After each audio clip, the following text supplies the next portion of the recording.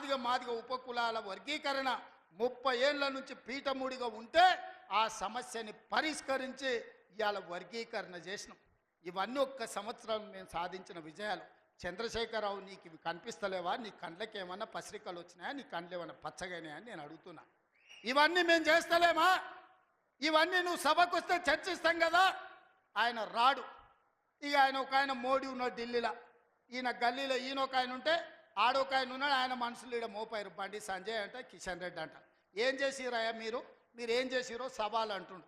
నేను సూటిగా సవాల్ ఇసారి తలుచుకున్న కిషన్ రెడ్డికి, బండి సంజయ్కి.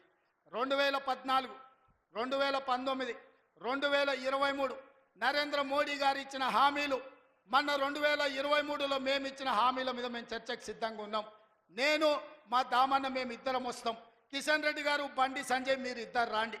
బీఆర్ఎస్ నుంచి వాళ్ళని కూడా తండ్రి కొడుకులు వస్తారో, మామ అల్లుడు వస్తాడో, బావ బామార్ది వస్తాడో, ఎవడో ఒకడు వాళ్ళని కూడా రాని. చర్చ పెడదాం, బజార్లో పెడదాం, అంబేద్కర్ చౌరస్తాలో పెడదాం. అంబేద్కర్ సాక్షిగా చర్చ చేద్దాం.